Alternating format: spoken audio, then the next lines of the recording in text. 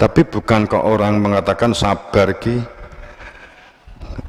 wes mbok tandur sampun, terus sampun ditengok dereng, sampun dipupuk dereng, sampun di perkembanganipun pripun dereng, makin pun 3 bulan ampun panen. Lah kok gak dingok nggih sampun kersane sak hasilipun wong kula tiyang sabar.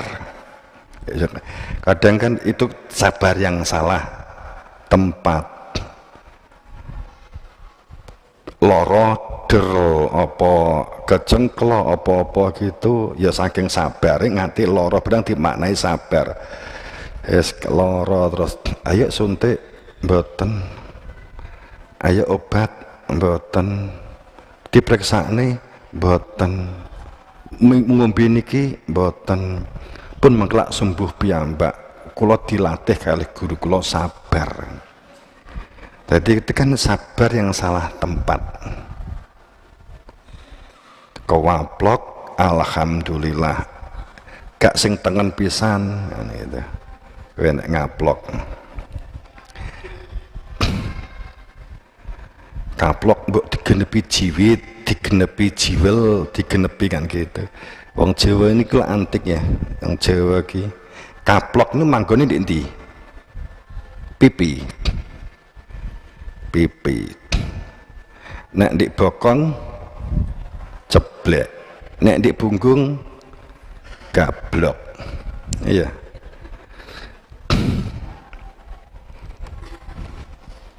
Nek ndek tangan dicuwel jiwit nek ta.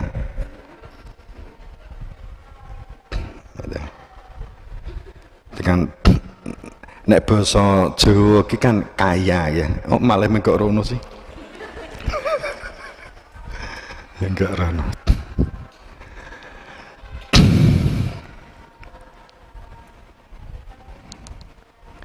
Ya memang nyatanya Jawa ki kaya loh ya, sebenarnya kaya. Cik di dhuwur wit jenenge pari. Heeh. Digawa mulih jenenge gabah, diunceki jenenge beras, cuwil jenenge menir, kakean banyu jenenge bubur, kesuwen garing jenenge karak, digoreng jenenge karo. Nah, gitu. Nek Inggris tetap rice.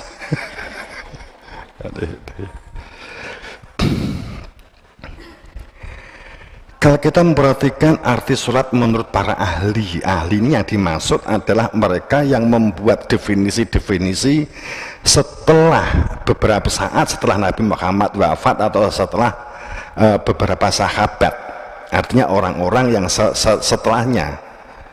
Itu sholat itu dimaknai pengertiannya adalah sambung, sholat menyatu, maknanya juga membakar, mematangkan, memasak, berdoa. Ini yang paling banyak. Yang membakar itu sangat jarang. Bahwa sholat itu maknanya sambung, membakar, berdoa, meminta dan memohon. Itu pendapat banyak para ahli. Kan itu. Tapi kalau arti sebelum pendapat para ahli di masa Kanjeng Nabi Muhammad itu sendiri di zaman awal-awal Islam sudah ada istilah sholat. Sholat itu memaknai pada saat itu, kemudian itu adalah meminta. Sholat itu maknanya meminta, berdoa.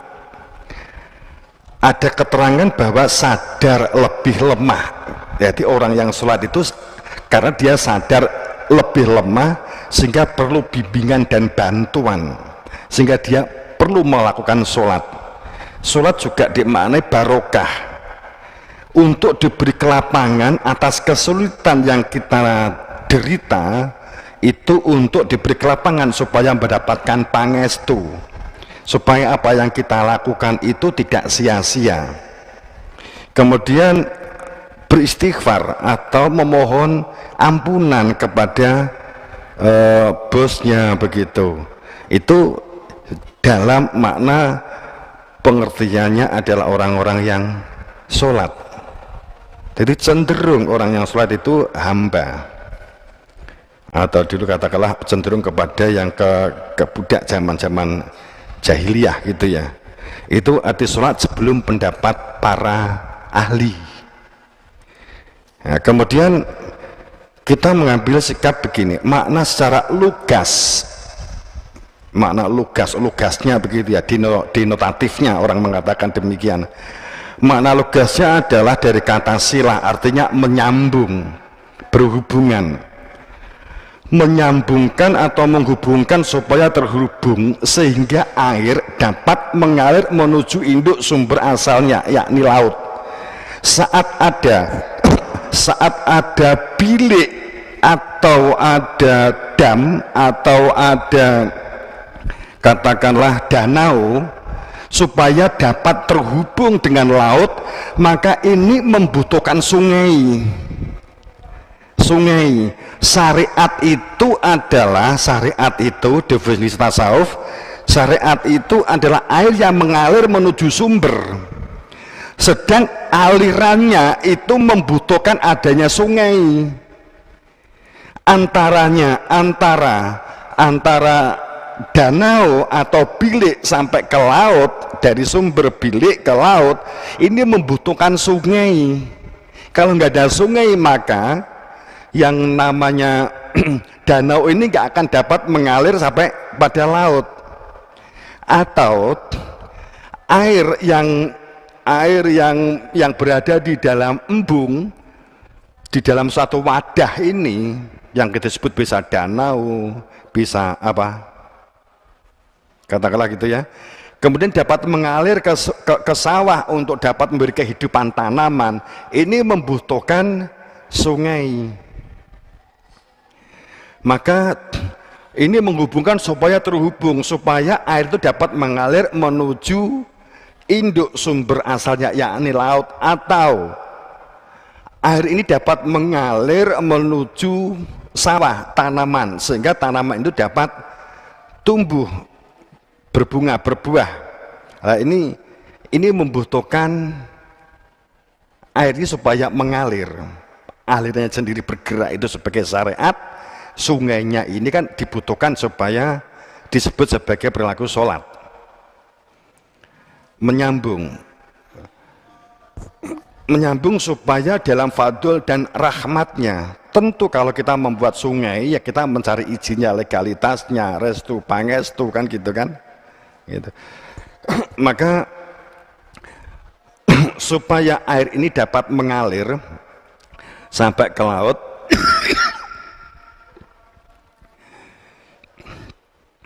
sungai itu adalah wujud sebagai jiwa fakir. Jiwa fakir, sadar sebagai murid, uridu, butuh kuat berproses kembali kepada Allah di semua aktivitas yang dilakukan. Kemudian butuh barokah, butuh kelapangan.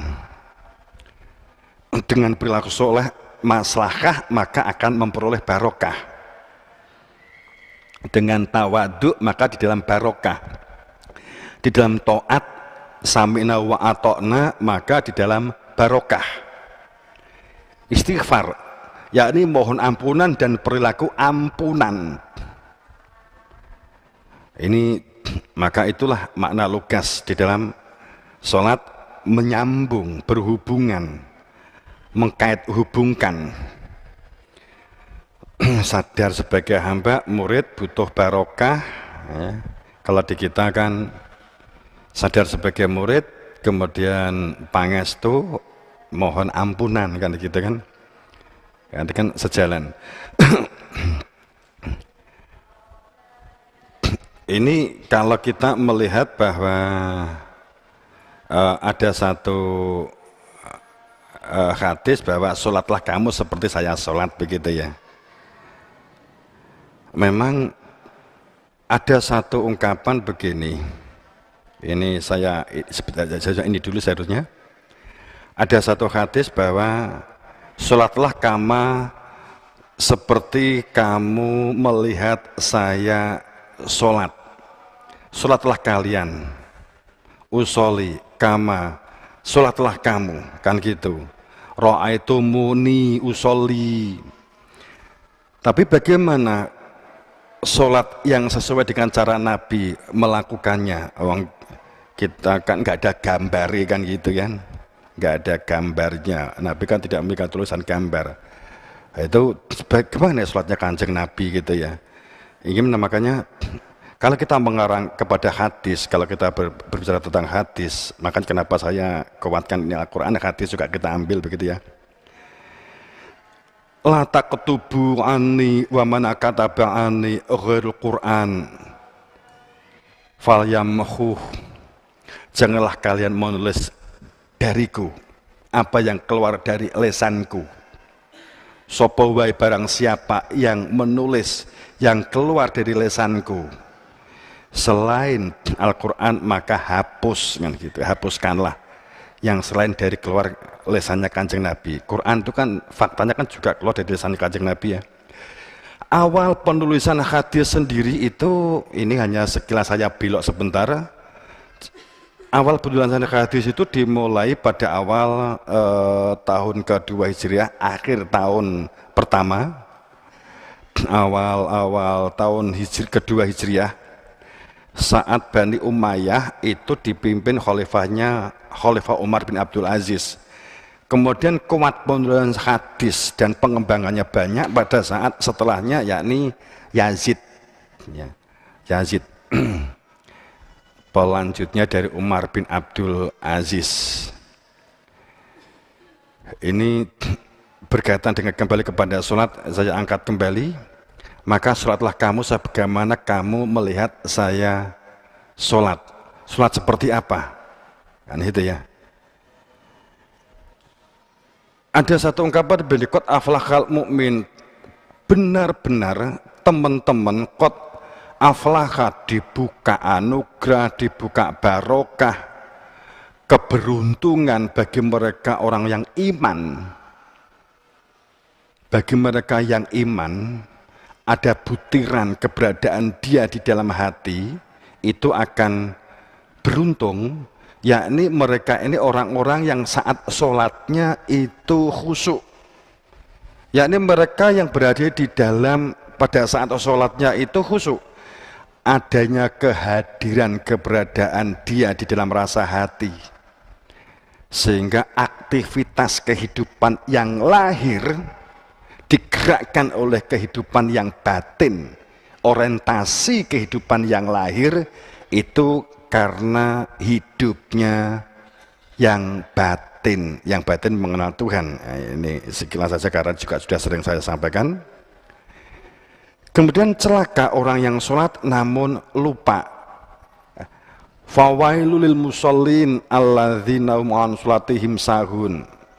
Jamaah teman-teman yang berbahagia, bahwa sahun itu sering dimaknai, saking bingungnya akhirnya ditafsiri yang benar begitu ya. Sahun itu ditafsiri tepat waktu atau bersegera menjalankan sholat. Celaka orang yang sholat gitu, manakala sholatnya dilambat-lambatin, kan bisa begitu ta? Gitu ya. Tapi kalau kita memaknai secara utuh, karena perintah sholat itu untuk apa begitu, kaitannya kan dengan itu. Ar-ra'atalladzi yukadzibu bidin fadzalika alladzi yad'ul yatim wa la yaqdu 'ala ta'amil miskin, dan seterusnya ya, berkaitan dengan itu. Fawailul lil musallin, celaka, ciloko orang yang sholat, apalagi yang ritual, semua aktivitasnya celaka. Di dunianya juga akhirnya dijajah oleh materi dan nafsu, dijajah oleh lingkungan, dijajah oleh style, dijajah oleh pendapat, dijajah menurut mereka, menurut ini, menurut itu, menurut dia, menurut kami. Famal musallin, dijajah di semua aktivitas berdunianya. Celaka orang yang sholat, yakni mereka yang di dalam sholatnya itu lalai, lupa, kosong. Sahun itu kosong, sahun itu kopong, Sahun itu nggak ada kehadiran. Sahun itu pahpoh dalam bahasa Jawa. Sahun itu tidak memiliki orientasi. Celaka orang yang sholat, di dalam sholat itu nggak ada orientasi batin, nggak ada mengenal Tuhan, nggak ada zikir, sehingga nggak zikir, nggak khusyuk. Sahun itu berkaitan dengan khusyuk, ada kehadiran dia. Maka celaka orang yang sholat, di dalam sholatnya hatinya kosong, tidak mengingat Tuhan. Kalau nggak mengingat Tuhan, ya diingat apa? Hantu, kan gitu. Tidak ada kehadiran dia, kan gitu. Maka sangat jelas di dalam surat Toha 14 diterangkan dalam firman bahwa inani Allah, sholat itu mengingat aku. Aku itu keberadaan zat yang berasma Allah, untuk dikenali keberadaannya sebagai kalimat makrifat. Kalimat makrifat. Aku iki, aku Allah, saya ini, aku iki adalah aku Allah. La ilaha, tidak ada sesuatu pun yang dijadikan tempat bergantung, tempat kembali, tempat memohon ilah kecuali aku. Maka menghambalah kepadaku dan tegakkan sholat untuk mengingat-ingat aku. Makanya banyak yang kemudian sakarepe dewi, aku ini kemudian dirinya digambar kan gitu. Golek pengilon, karena sholat itu untuk mengingat-ingat aku, terus fisik. Itu kan sembrono. Itu kan kaitannya dengan di dalam surat. Kadang orang itu kan nggak mengkaitkan ya, padahal ada ayat yang sangat jelas. Saat kamu tuh melihat jasad fisikmu yang lahir, yang jasad, maka kamu sama sekali tidak mengenal hakikat, maka kamu celaka, maka kamu tidak akan menjadi orang yang kembali. Surat Rum 6:7 kan gitu kan. Wa'dallah, maka ikatkan diri kamu dengan janji Allah, yakni janji yang mengikatkan kamu mengenal keberadaan Tuhan. Wa'dallah la yukullah, dan sungguh Allah tidak akan menyalahi janjinya itu. Berkaitan dengan masalah saya bersaksi. Ini kadang ya enak yang memahami, ini berarti ayat ini berarti kan diri yang fisik, sehingga fotonya dewi ditempleke atau ngarepe sholat dikai pengilon kan gitu. Tapi itu kan pendapat, tapi itu kan dia yakin ngono apa ya harus diprotes, ya terserah gitu lah. Terserah, ini kan untuk kita bahwa seperti Isra Mi'raj, bingung roe apa sak ragane, banyak yang percaya sak rogone kan gitu. Kemudian Nabi juga banyak yang hanya rohnya saja yang menjadikan kita bisa melihat, kita bisa berpikir, kita bisa mendengar. Itu nafaktu min ruh, karena ada tiupan ruh sehingga kamu punya kehidupan. Yang ruhku itu aku tiupkan kepadamu, itulah fitrahku, fatoron las alaya, itu fitrah dariku, kan gitu kan. Artinya kalau ruh ini cepot, berarti rogoki kan mati kan gitu. Yang rogo sumo, saya nggak bahas rogo sukmo. Kemudian terus apa nek sak roe tok berarti Nabi sare rogone, kemudian roe oncat Gusti Allah di dhuwur gitu. Nggak dikaitkan dengan satu kalimat yang sangat jelas, kamu tuh nggak bisa apa-apa tanpa aku di dalam kamu, bahwa aku tuh lebih dekat dari urat leher yang nemplek di gone leher kamu, lebih dekat aku.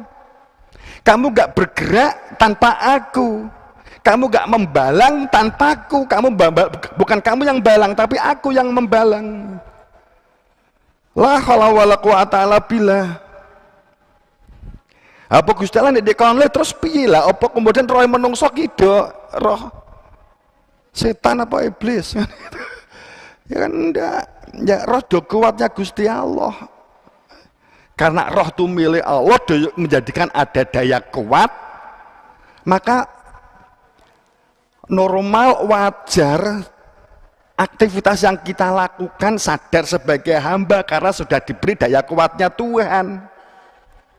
Maka mutlak harus mengenal Tuhan supaya sadar daya kuat itu daya kuatnya Tuhan. Logikanya kan begitu. Logis. Mas metu di endi ngarang kayak Gusti Allah. Roh metu di gane. Lagi pula saat itu belum ada sebutan Masjidil Haram, Masjidil Aqsa dalam pengertian tempat. Ayat itu orang anak perintah sholat kok. Ya. Akhirnya kembali kok di Isra Mi'raj. Jadi kembali dengan sebenar-benarnya inani sesungguhnya bahwa aku Allah. Tidak ada jadikan tempat bergantung, tempat memohon, tempat kembali kecuali aku. Maka menghambalah kamu semuanya dalam kehidupan berdunia itu wa'budni kepadaku wa'akim terus menerus, bukan fi'la. Kalau fi'la, fa'ala berarti ritual, bener, hanya itu. Kalau wa'akimis sholah komayakumu terus menerus, terus gak ada hentinya. Tegaknya sholat, aktivitas itu disebut menegakkan sholat saat di dalam hatinya itu ada kehadiran diri Tuhan, ada kehadiran ingsun. Maka kenali ingsun, kenali aku. Carilah yang dapat menunjukkan aku yang berada di dalam diri kamu. Kan gitu. Akunya mana sih kan gitu. Ya berarti Tuhan banyak. Enggak begitu, dipinjami daya kuatnya Tuhan, itu milik Tuhan. Maka ruh harus dikembalikan kepada Tuhan. Tapi kalau hidup kita aku, bisaku, pinterku, itu yang menjadikan ada dosa kan karena itu. Wujuduka dzanbun kabiru akharu.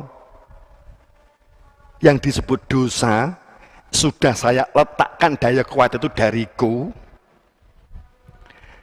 Dan aku kasih alat kamu itu otak, saya kasih mata untuk dapat mencermati, melihat, saya kasih telinga untuk dapat mendengar. Tapi kamu aku, bisaku, pinterku, hebatku. Apalagi kamu gunakan untuk ndolim, kamu gunakan untuk lalim, kamu gunakan untuk menyengsarakan yang lain. Kan gitu.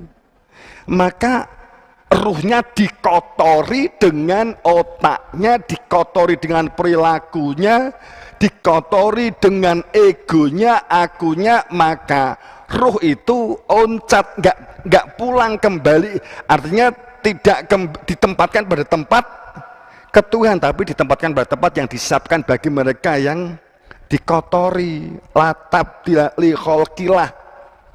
Kan gitu. Maka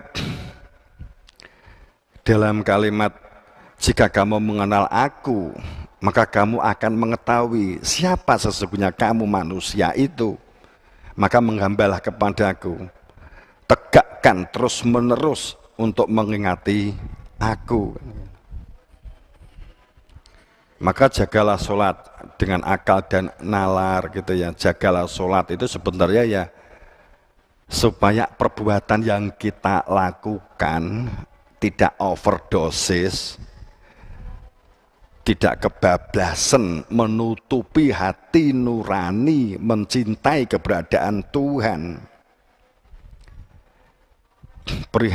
Peliharalah sholat dalam berkegiatan menjaga selalu adanya kehadiran Dia di dalam hati dan dijadikan sebagai orientasi dan jangan kehilangan orientasi.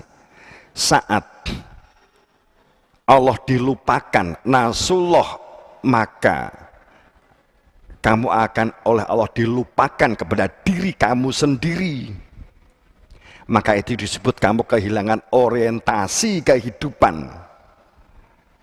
Saat seperti ini maka akan larut dalam kehidupan setan. Artinya hidupnya akan dipengaruhi oleh pengaruh-pengaruh sana, pengaruh negatif dan pengaruh jin. Sehingga perbuatannya selalu pamrih,